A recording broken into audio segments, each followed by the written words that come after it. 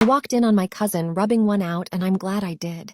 Currently, I'm 22F, staying at my aunt's house while I find my own place to live.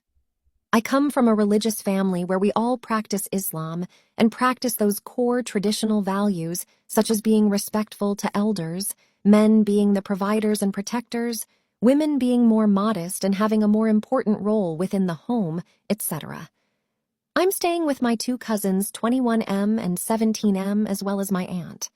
They both like to stay up late into the night and game. They are also religious and subscribe to the traditional gender role ideas. One specific day, I had an extremely busy day at work, where we ran behind and finished later than we thought, and I had planned to hit the gym afterwards so I'd make it home just before dark. I'm on a weight loss journey and had pumped myself to live a zero tolerance against excuses mindset, and so I ended up getting a workout in at the gym for 1.5 hours, plus I walked home, which left me arriving home at 1 a.m. I really regretted this decision by the time I had realized how late it was, as I knew my cousin would be up and would probably assume the worst of me being out that late and may scold me or try to make it something it isn't to our parents. This has happened before, many times, LOL. I was honestly petrified because being a girl and staying out until 1 is not allowed whatsoever.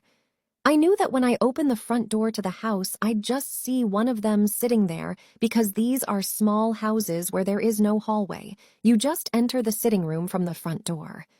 I reached the handle, and upon entering, my goofy and panicked mind forced me to blurt out, "Yes, sir!"